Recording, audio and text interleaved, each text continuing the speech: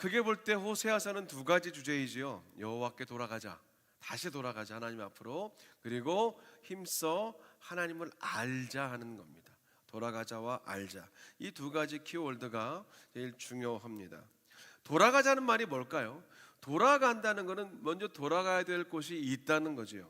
그리고 알자라는 것은 알아야 할 것이 무언가 있다는 겁니다. 또 돌아가자라는 말은 우리가 여행 갔다가 집으로 돌아가면 당연히 돌아갈 집이 있다는 것처럼, 돌아가자라는 말은 지금 나는 그곳으로부터 떠나와 있다는 말일 것이고, 알자라는 말은 내가 지금 모르고 있는 더 알아야 될 그 무엇이 있다는 말이겠죠. 당시 이스라엘은 하나님의 말씀으로부터 멀리 떠나 있었습니다. 듣고 수없이 선포되는 선지자들의 말씀을 듣고 알았지만 그들은 그 말씀으로부터 그 마음이 멀리 떠나 있었습니다. 말씀으로부터 떠나 있다 보니까 하나님을 아는 지식으로부터도 멀리 떨어져 있었지요. 그래서 호세아 4장 1절 하반절과 2절은요, 이렇게 당시 이스라엘 백성들의 상태를 말했습니다. 이 땅에는 진실도 없고 인애도 없고 하나님을 아는 지식도 없고 오직 저주와 속임과 살인과 도둑질과 간음뿐이요 포악하여 피가 피를 뒤이음이라. 이 호세아 선지자 당시의 이스라엘은요, 정치, 경제, 군사, 문화적으로는 뭐 하나 부족한 것이 없던 때였습니다. 하지만 그들의 내면과 그 신앙은 점점 더 심각해져 갔어요. 그래서 당시 어느 누구도 30년 뒤에 아수르에 의해서 자신들이 완전히 멸망할 것은 상상도 하지 않았습니다. 왜요? 오늘 나의 생활은 평안했으니까. 오늘 나의 하루는 아무 이상이 없어 보였고, 내일과 내일 모레를 생각할 때도 뭐 큰 문제가 당장 벌어질 것 같지 않았기 때문입니다. 지금 우리 시대를 볼까요? 지금 우리는 역사상 어느 시대보다 편안한 시대, 편리한 시대, 발전되고 세련되고 풍족한 시대를 살고 있지 않습니까? 내가 원하는 것들만 하고 싶고, 내가 보고 싶은 것들만 보고 싶고, 내가 듣고 싶은 것들만 듣고 싶고, 그렇게 살아도 부족함이 없습니다. 충분합니다. 아쉬울 게 없어요. 그런데 살기가 편해질수록 하나님을 찾고 하나님 앞에 나오는 예배자들은 점점 더 줄어듭니다. 이 땅의 삶이 편해질수록 하나님께 나아가는 걸음은 사실 더 쉽지 않아집니다. 당연하죠. 왜냐하면 이런 겁니다. 예를 들면 지금 거의 모든 교회들, 작은 개척교회까지 포함해서 모든 교회들이 이제는 쉽게 유튜브 생방송으로 본인의 예배를 그렇게 송출합니다. 그래서 한 명의 성도라도, 한 명의 예배자라도 함께 예배 드릴 수 있도록 그렇게 실시간 방송을 하는데, 그 정성과 열심이 때로는요 의도와는 정반대로 가기도 한다는 거죠. 어디서든지 예배할 수 있는 이 편리함과 이 배려, 이런 귀한 섬김, 이것들이 자칫하면 우리의 영적 생활과 신앙 생활은 더 나태함에 빠지게 할 수 있다는 거 아니겠습니까? 가장 최근에 발간된 책인 한국교회 트렌드 2025라는 책에 보면, 감사하게도 이제 코로나가 끝나고 한 해 한 해 지날수록 그 현장 예배의 참석 비율은 늘어나고 있고 온라인 예배만 드리는 비율은 줄어들고 있다고 합니다. 그래도 물론 아직 코로나 이전으로 회복하기에는 좀 많이 갭이 있습니다. 예전에는 한국의 기독교 인구를 4분의 1이라고 했는데 지금은 1년에 딱 한 번만 교회 나오는 숫자까지 싹 긁어 모아 합쳐도 15%가 채 되지 않습니다. 그 15% 중에서 정말로 그리스도인답게 그리스도의 정체성을 가지고 분명하게 가지고 치열하게 사는 성도들의 비율은 몇 퍼센트나 될까요? 미지수입니다. 이민교회도 예외는 아니죠. 물론 한국 교회의 15%보다는 조금 더 많을 수 있습니다. 왜냐하면 이민교회는 여러 가지 목적을 가지고 오는 분들이 계시잖아요. 정말 믿음을 위해서 오신 분도 계시지만 다양한 의지와 어떤 목적을 가지고 오신 분들이 계셔서 조금 더 비율은 높을 거예요. 그런데 한국교회나 이민교회나 하나님의 말씀과의 거리, 그리고 하나님을 아는 지식으로 볼 때 사실은 안심할 수 없습니다. 숫자가 조금 많다고, 퍼센테이지가 높다고 안심할 수 없습니다. 교회에 출석은 하지만 하나님의 말씀을 듣긴 하지만 그 들은 말씀에 대하여 반응하지 않고, 예배에 참석하지만 내 마음과 내 영혼은 엉뚱한 곳에 머물러 있는 그런 경우가 왜 없겠냐는 거지요. 하나님을 알고 만나는 일, 하나님을 더 깊이 경험하고 하나님 말씀대로 살려고 애쓰는 그런 성도들은 얼마나 많이 있을까, 우리가 참 궁금하지 않을 수가 없습니다. 영국의 존 스타트 목사님은 그래서 한 번은 이런 말을 하신 적이 있어요. 귀를 닫은 교회는 죽은 교회이다. A deaf church is dead church. 귀를 닫은 교회는 죽은 교회. 죽은 교회가 뭡니까? 말 그대로 움직이지 않아요. 움직일 수가 없어요. 들을 수도 없고 말할 수도 없고 그냥 움직이지 않는 채로 10년, 20년 계속 지나는 죽은 교회들이 왜 없겠습니까? 그 죽음의 시작은 듣지 않음이라는 거예요. 믿음은 들음에서 오는데 그 들음이 막혀버리면 죽은 성도와 죽은 교회가 될 수 있다는 거겠죠. 여기서 우리가 본문으로 좀 들어가 봅니다. 본문에 우리의 귀를 열어봅니다. 1절에서 오늘 호세아는 이렇게 선포했거든요. 오라, come, 우리가 여호와께로 돌아가자. 우리가 하나님께 돌아가자라고 선포해요. 저는 이 말씀, 이 선포를 들으면서 예수님의 그 탕자의 비유가 생각이 나더라고요. 예수님 말씀하신 그 탕자의 비유를 통해서 우리에게 주시는 메시지는요, 네 마음대로 그냥 내키는 대로 살아도 괜찮다.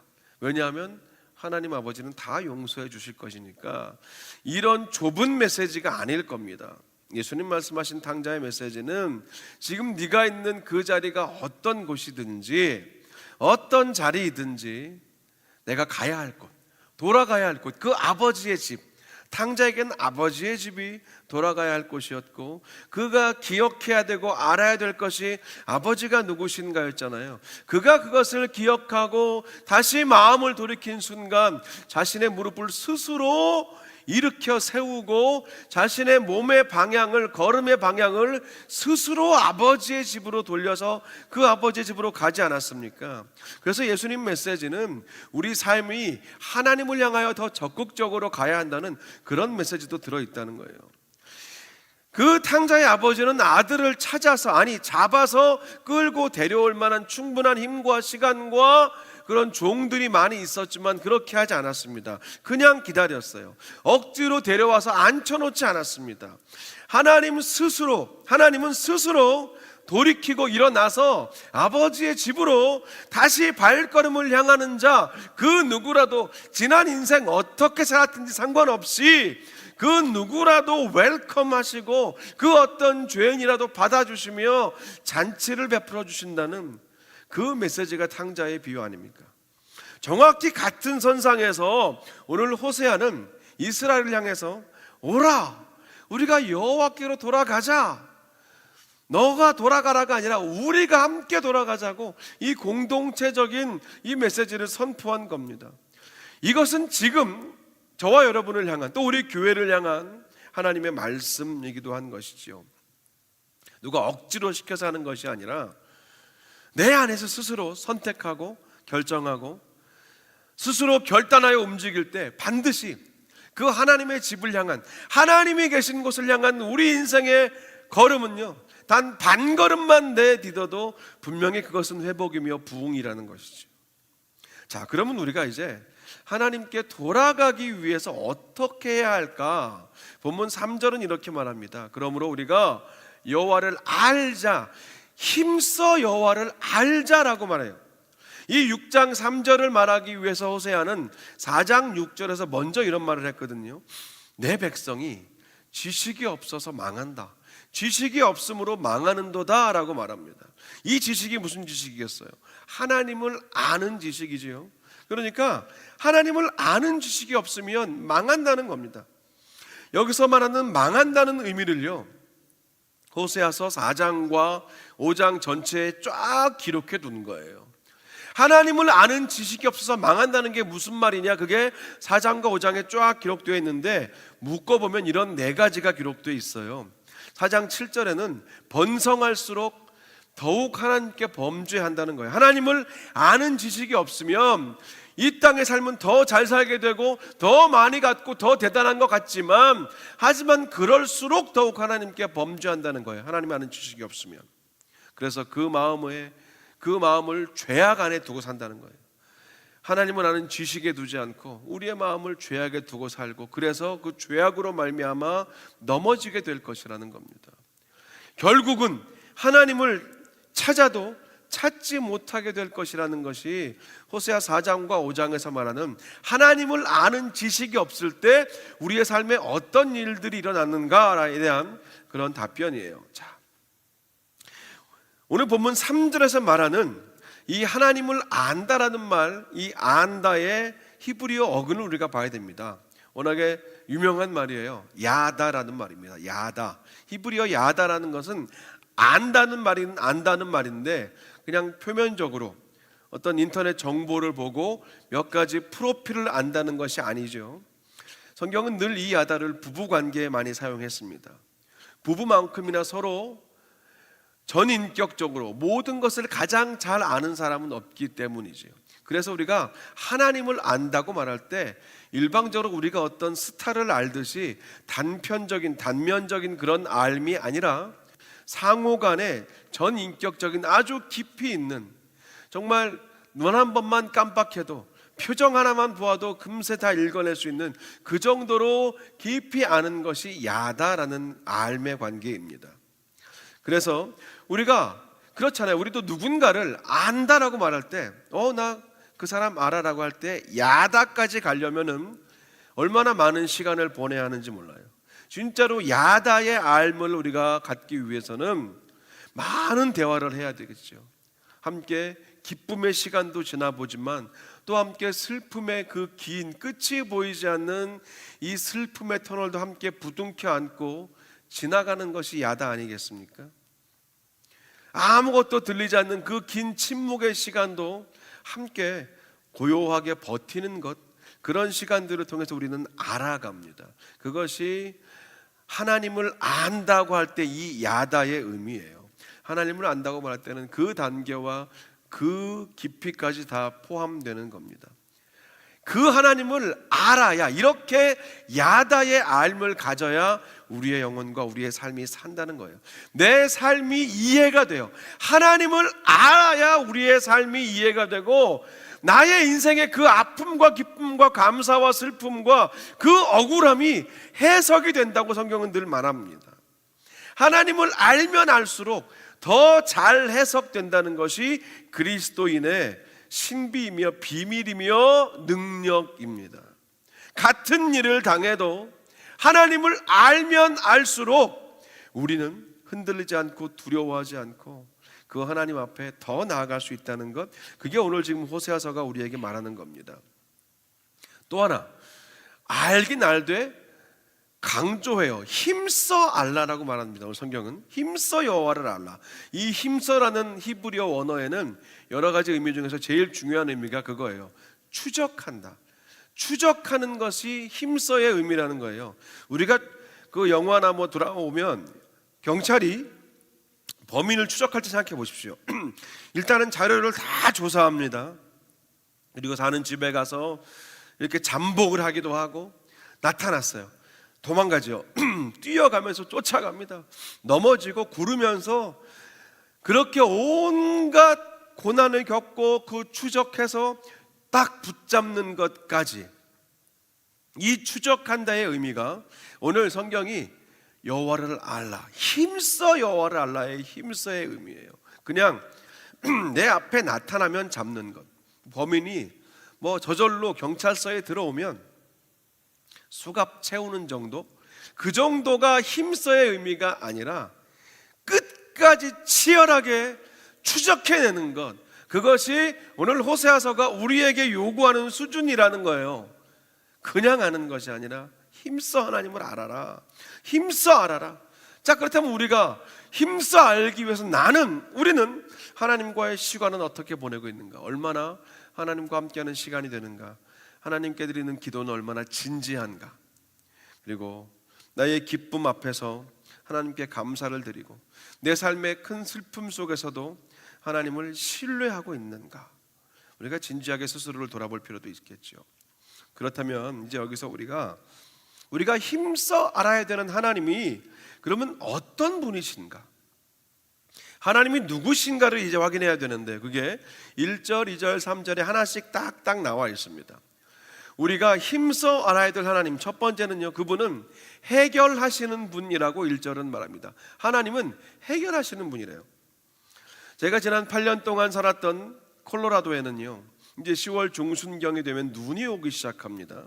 그러면 지금 딱 9월 말과 10월 초에 반드시 해야 될 두 가지가 있어요. 그게 스프링쿨러를 잘 잠가야 됩니다.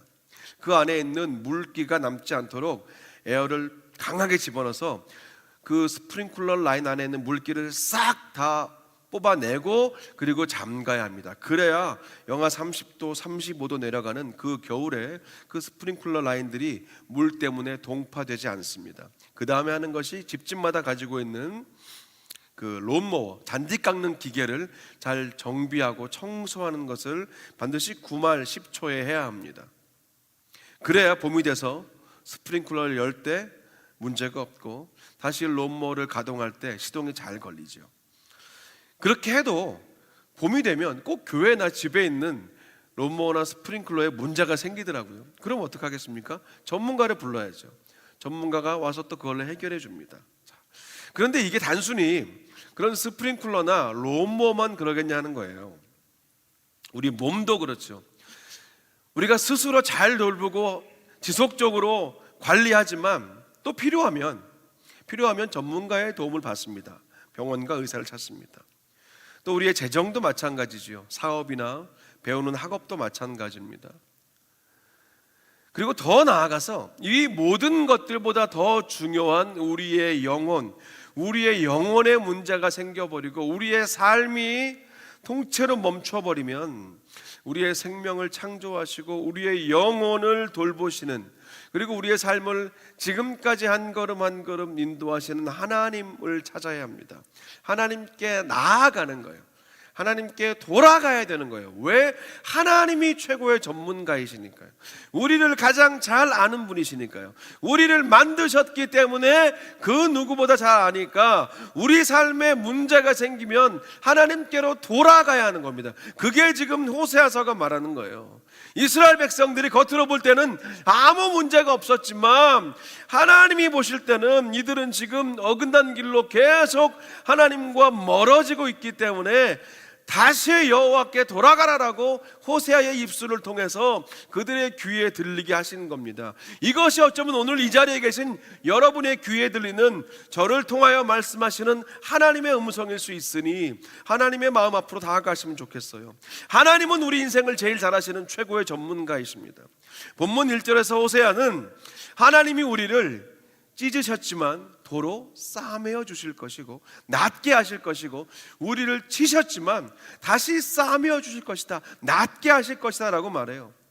이제 곧 역사가 흐르면 이스라엘은 찢김을 당하고 매를 맞습니다. 그들이 보게 될 공격의 주체는 아수르일 겁니다. 하지만 그 뒤에 하나님이 계시다라고 오늘 이 성경이 말하는 거예요. 하나님이 치신 거다, 하나님이 치신 거다, 하나님이 찢어 놓으셨다라고 말하는 겁니다. 결자해지라는 말이 있잖아요. 1절은 하나님께서 이스라엘을 망하게 하시지만 그러나 다시 이스라엘을 회복시키고 재건하실 것이라는 소망의 말씀을 담고 있는 겁니다. 신명기 32장 39절이 바로 이 소망의 근거가 되는 말씀이에요. 우리 함께 화면을 보시면서 같이 이 말씀 크게 읽어보겠습니다. 시작. 이제는 나 곧 내가 그인 줄 알라. 나 외에는 신이 없도다. 나는 죽이기도 하며 살리기도 하며 상하게도 하며 낫게도 하나니 내 손에서 능히 빼앗을 자가 없도다. 아멘. 하나님은 해결하시는 분이라는 거잖아요. 죽이기도 하시고 살리기도 하시고 상하게도 하시고 낮게도 하시는데 중요한 것은 이 모든 주도권을 가진 분이 하나님이라고 성경은 말하는 겁니다. 그렇기 때문에 하나님의 손길과 그 주도권 아래에 있으면 넘어져도 아주 영원히 엎드러지지 않고, 그 하나님의 손길과 주도권 아래에 있으면 실패해도 완전히 낙심하여 절망하지 않습니다. 아골골짜기 같은 인생의 깊은 수렁에 빠져도 하나님의 주도권과 능하신 손 안에 있으면 거기에서 어떤 문이 생긴다고요? 소망의 문이 생깁니다. 이게 지금 호세아서가 계속해서 우리에게 반복해서 말하는 소망의 메시지이자 예수 그리스도 십자가를 통하여 우리가 얻게 될 복음의 메시지인 것입니다. 복음에는 하나님의 의가 나타나서 믿음으로 믿음에 이르게 한다고 로마서 1장 17절은 말합니다. 여기서 말하는 하나님의 의는요, 바로 벌을 내리시는 분도, 또 벌을 내리지 않으시는 분도, 때로는 상을 주시는 분도 다 하나님이시다. 치시는 분도, 싸매어 주시는 분도 하나님이라는 고백이거든요. 그렇기 때문에 이 하나님의 주권적인 은혜와 복음 안에 사는 성도는 절망하지 않아요. 더 정확히 말하면 절망할 수가 없습니다. 이게 맞는 말이에요. 우리는 절망할 수 없는 사람들이에요. 절망할 수 없는 존재들입니다. 왜냐하면 나의 죄보다 하나님의 은혜가 언제나 더 커요. 나의 약함보다 하나님은 언제나 더 강하십니다. 나의 실패보다 하나님의 계획은 언제나 더 크고 앞서가고 계신다는 거예요. 우리가 이것을 믿고 살게 되면 절망할 수 없다는 겁니다. 절망하고 싶어도 못한다는 것, 그것이 바로 우리 그리스도인들이 가진 거룩한 영적 정체성이자 자부심이라고 성경은 말하는 겁니다. 왜냐하면 결국엔 나의 모든 문제를 해결해 주실 분이 누구시냐, 나의 이 몸과 마음과 영혼의 상처와 아픔을 과연 누가 치유해 주시고 싸매어 주실 것이냐, 그분은 오직 하나님이시며 그 하나님의 아들 독생자 예수 그리스도, 날 위해 십자가 돌아가신 그 예수님의 구원, 그 복음뿐이라는 것을 우리가 믿고 살 때 결국 우리의 삶은 하나님을 알고 힘써 알게 되는 그 자리로 날마다 나아가게 된다는 거지요. 두 번째로요, 우리가 힘써 알아야 될 하나님은 누구시냐, 2절은 이렇게 말해요.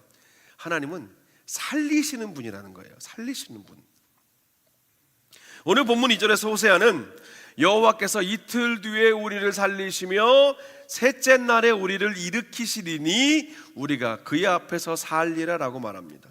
이 구절이야말로 호세아서 전체에서 예수 그리스도를 가장 대놓고 그냥 이렇게 주님의 십자가 죽음 부활을 아예 이렇게 표면에 올려놓은 너무 선명한 구절입니다. 그래서 바울이 고린도전서 15장 4절에서 예수 그리스도께서 성경대로 사흘 만에 다시 살아나셨다라는 그 말을 할 때 그가 말한 성경대로라는 그 근거가 되는 말씀 중에 바로 하나가 오늘 이 본문입니다.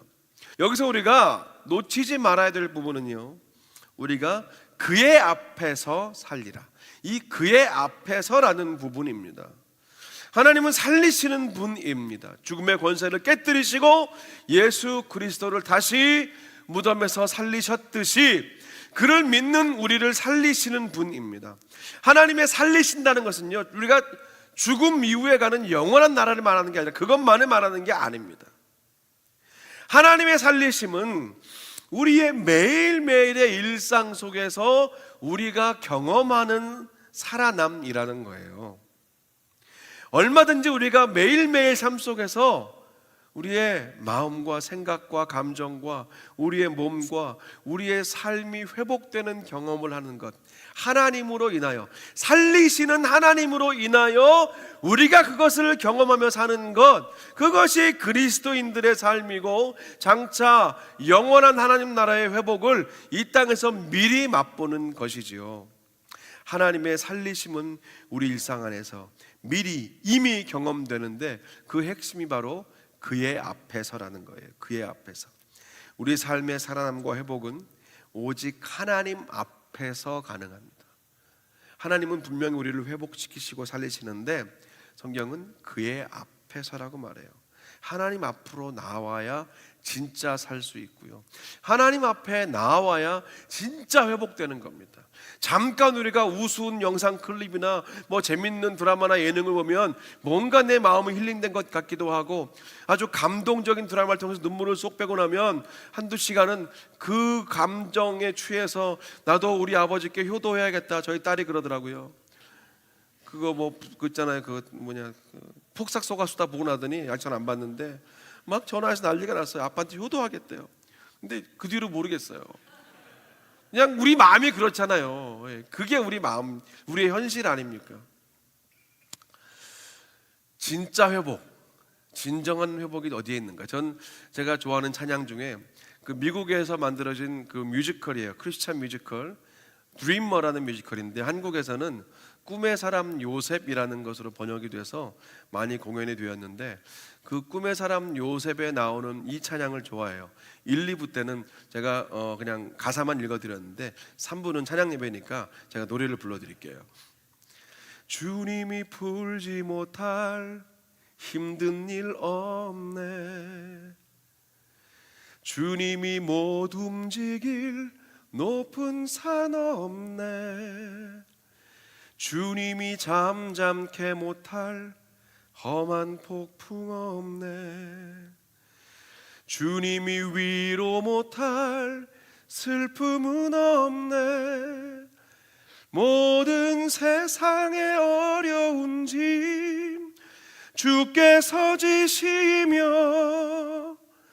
당신의 어려움도 주 돌보시리, 모든 세상의 무거운 짐 주께서 지시며 당신의 어려움도 주 돌보시리. 이런 곡이거든요. 너무 가사가 좋잖아요. 아니 박수는 안 돼. 박수는 아니라니까요. 우리 그러지 말기로 했잖아요. 그런 거 아닙니다. 다음부터 노래 안 불러요. 주님이 풀지 못할 힘든 일 없다는 거잖아요. 주님이 못 움직일 높은 산이 없대요. 주님이 잠잠케 못하실 험한 폭풍 없으며, 그리고 주님이 위로 못하실 슬픔은 없다는 겁니다. 여러분 아멘 아닙니까?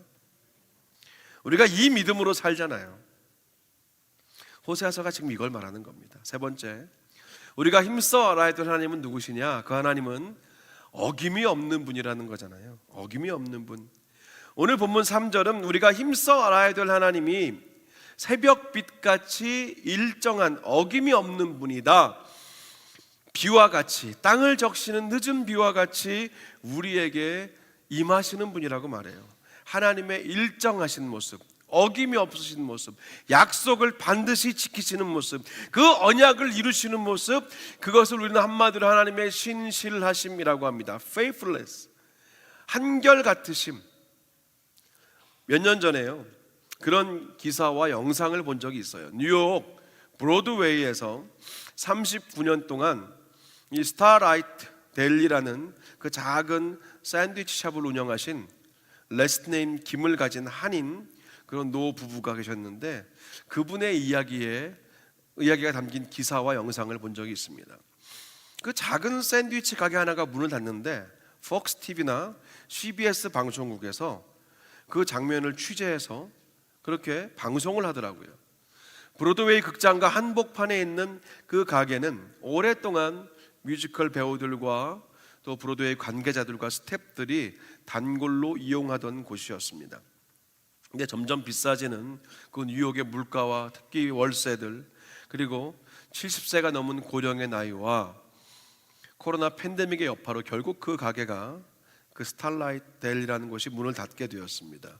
그래서 그 주인 김씨 아저씨가 이제 언제까지 우리가 가게 문을 열고 그 다음부터는 클로즈 한다고 써서 붙여놨거든요. 근데 그걸 보면서 브로드웨이 배우들과 관계자들이 같이 모였어요. 그래서 영업 종료일 마지막 날, 그날 아침에 TV 방송국에 연락해서 카메라도 출동을 하고 다 모여서, 수많은 사람들이 모여서 깜짝 송별회, 클로징 파티를 한 거예요.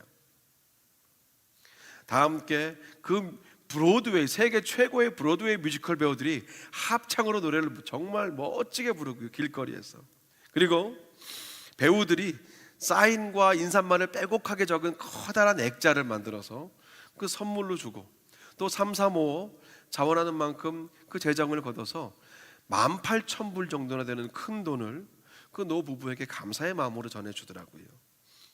그 김씨 부부를 향한 그 손님들의 평가는 딱 하나였습니다. faithfulness, 한결같은 성실하심. 1984년부터 40년 동안 하루도 빠짐없이 새벽 6시에 가게 문을 열고 14시간씩 일을 했다고 해요.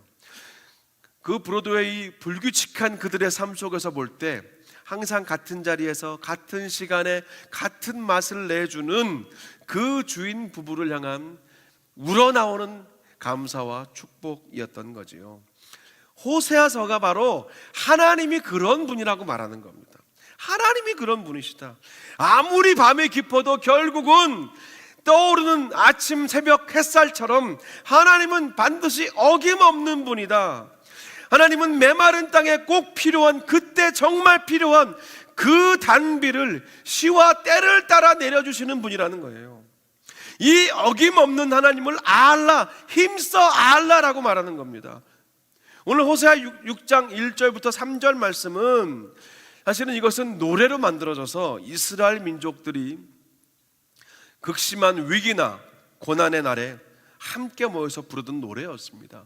제사장들이나 백성들이 다 같이 모여서 이 모든 고난과 위기와 위험의 날에 우리가 어디로 가야 되는가, 우리가 돌아가야 될 것이 어디인가, 우리가 더 알아야 될 것이 무엇인가를 이 노래를 함께 부르면서 고백했다고 합니다. 하나님께 돌아가야 합니다. 그래야 삽니다. 하나님께 돌아간다는 말은 우리가 있어야 할 곳, 당연히 있어야 할 그곳으로 돌아간다는 말이죠. 치열하게 결단하고 힘써 애를 써서 있어야 할 곳, 가야 할 곳으로 돌아가야 됩니다. 그러면 그곳에서 하나님을 알게 된다는 거지요. 하나님이 누구십니까? 오늘 우리가 세 가지로 확인했잖아요. 함께 화면에 보시면서 그 세 가지를 조금 더 우리가 신앙의 고백으로 풀어서 함께 읽어보겠습니다. 시작.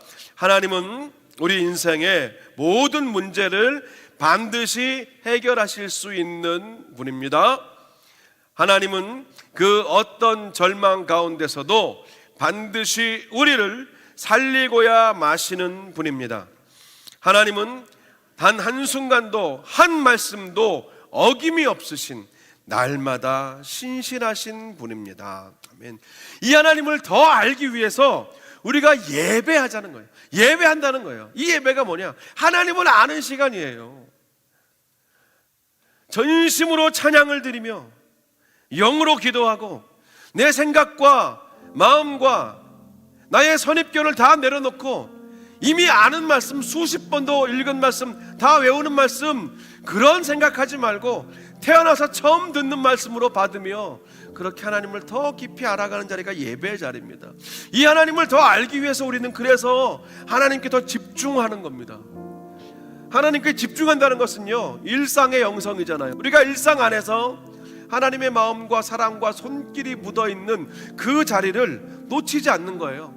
지나치는 저 문이지만 저 문 뒤에 문짝에 있는 무늬 안에서도 하나님의 사랑을 발견하고 아주 작은 것 하나에서도 하나님께 집중하는 것, 그게 우리 그리스도인의 삶이에요. 그게 힘써 알아간다는 의미입니다. 이 하나님을 더 알기 위해서 우리는 감사해야 돼요. 도무지 어디를 뒤져봐도, 아무리 돌아보아도 요즘 나는 감사할 게 하나도 없어. 하지만 하나님을 힘써 알게 되면 그럼에도 불구하고 기어이 감사하고야 마는 사람이죠. 그 하나님을 더 알기 위해서 우리는 복음 앞으로 나아가, 십자가 앞으로 나아갈 때 그 예수님을 바라보며 더 사랑하고 조금 더 용서할 수 있고 조금 더 용납할 수 있잖아요. 왜요? 이런 나를 하나님이 받아주셨고 용서하셨고 지금까지 이렇게 살려주셨는데 그 은혜를 받은, 그 1만 달란트 탕감받은 내가 한 달란트, 한 데나리온, 10데나리온, 100데나리온 빚진 자를 용서하지 못할 이유는 없다고 주님 말씀하셨잖아요. 먼저 사랑하신 예수님 따라서 용서하기 힘든 날에도, 어려운 때에도 또 용납하고 이해하고 품는 것, 이것이 바로 힘써 하나님을 알아가는 삶입니다. 오라 우리가 여호와께로 돌아가자. 여호와께서 우리를 찢으셨으나 도로 낫게 하실 것이요 우리를 치셨으나 싸매어 주실 것이라.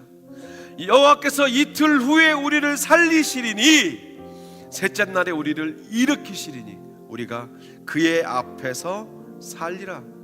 그러므로 우리가 여호와를 알자. 힘써 여호와를 알자. 그의 나타나심은 새벽 빛과 같이 일정하고 어김이 없나니 비와 같이 땅을 적시는 늦은 비와 같이 우리에게 임하시리라. 이 말씀으로 오늘을 사시고 내일을 소망하며 사시는 저와 여러분 되시기를 주님의 이름으로 축원합니다.